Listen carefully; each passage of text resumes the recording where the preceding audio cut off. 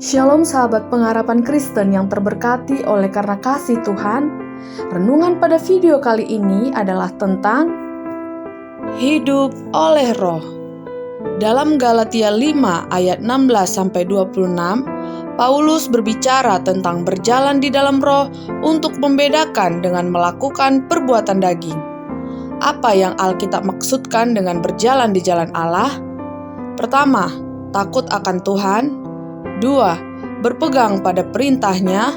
3. Mendengarkan suaranya. 4. Berbakti kepadanya. 5. Mengikuti dia. 6. Menyenangkan hatinya dalam segala hal. 7. Menghasilkan buah perbuatan baik. 8. Bertumbuh dalam pengenalan akan Allah. Dan 9. Berperilaku hormat. Jelas berjalan berarti perilaku yang harus mencirikan kehidupan orang percaya. Sebab itu aku menasihatkan kamu, aku orang yang dipenjarakan karena Tuhan, supaya hidupmu sebagai orang-orang yang telah dipanggil berpadanan dengan panggilan itu. Efesus 4 ayat 1. Dalam Alkitab, berjalan adalah terkait dengan menjalankan atau mematuhi hukum Taurat. Dalam Perjanjian Baru, sebuah aspek baru diperkenalkan dalam gagasan itu. Ini tidak hanya termasuk mematuhi atau menjalankan 10 perintah yang diperluas oleh ajaran-ajaran Yesus, tetapi juga termasuk bahwa ketaatan yang harus dibimbing atau dimotivasi oleh Roh. Paulus membedakan perilaku orang Kristen atau buah roh dengan perilaku non-Kristen atau perbuatan daging. Apa perbuatan daging itu? Sebab keinginan daging adalah perseteruan terhadap Allah, karena ia tidak takluk kepada hukum Allah. Hal ini memang tidak mungkin baginya. Mereka yang hidup dalam daging tidak mungkin berkenan kepada Allah. Roma 8 ayat 7-8. Dengan ungkapan perbuatan daging, Paulus sedang berbicara tentang melanggar perintah Allah. Melakukan perbuatan daging berarti dipengaruhi oleh sifat berdosa kita, bukan hanya dipengaruhi oleh roh. Perbuatan daging telah nyata, yaitu percabulan, kecemaran, hawa nafsu, penyembahan berhala, sihir, perseteruan, perselisihan, iri hati, amarah, kepentingan diri sendiri, percideraan, roh pemecah, kedengkian, kemabukan, pesta pora, dan sebagainya. Terhadap semuanya itu, kuperingatkan kamu seperti yang telah kubuat dahulu, bahwa barang siapa melakukan hal-hal yang demikian, ia tidak akan mendapatkan bagian di kerajaan Allah. Galatia 5 ayat 19-21. Apakah yang dimaksud dengan buah roh?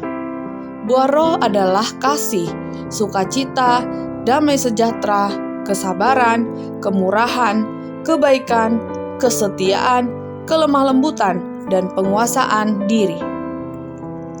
Apakah kita menganggap bahwa kita mampu membuat kehidupan dan karakter kita untuk masuk ke dalam pintu gerbang kemuliaan? Kita tidak bisa melakukannya. Setiap saat kita harus bergantung pada Roh Allah yang bekerja atas kita dan atas anak-anak kita.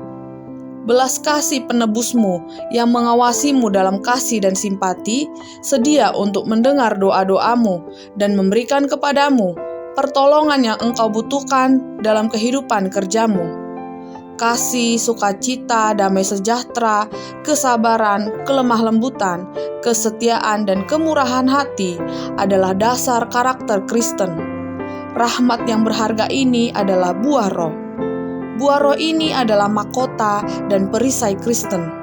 Tidak ada yang dapat memberikan isi dan kepuasan yang lebih sempurna. Ketika engkau menerima Roh Kristus, engkau akan bertumbuh dan menghasilkan buah roh, yang mana karunia roh akan matang dalam karaktermu. Imanmu akan meningkat, keyakinanmu semakin dalam, kasihmu menjadi sempurna.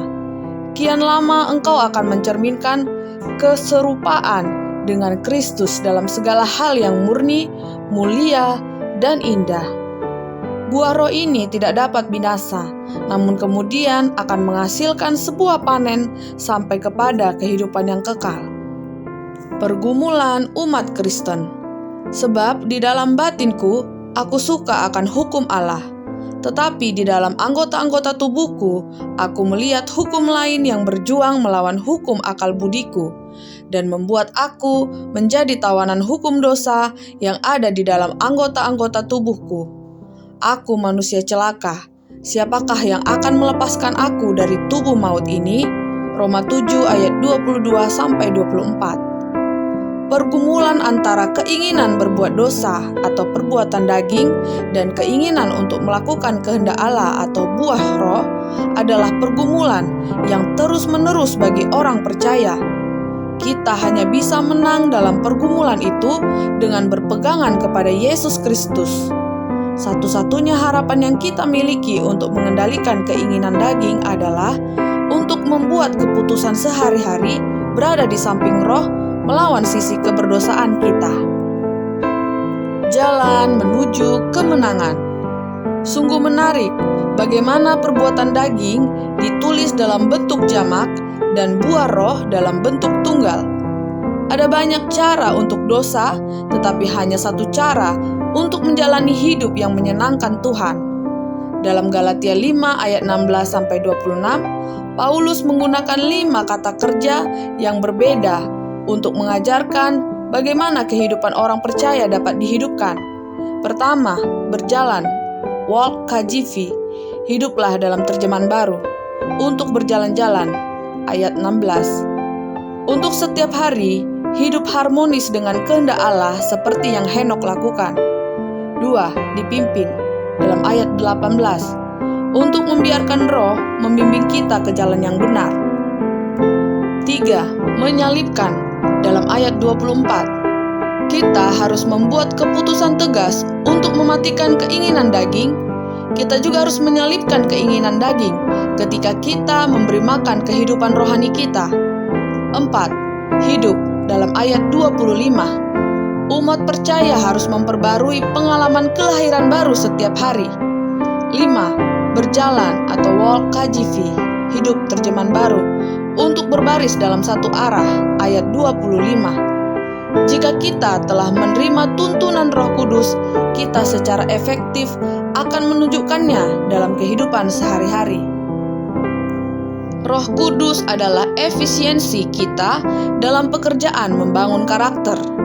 Dalam membentuk karakter menurut rupa ilahi, ketika kita berpikir bahwa diri kita mampu membentuk pengalaman diri kita sendiri, kita membuat kesalahan besar.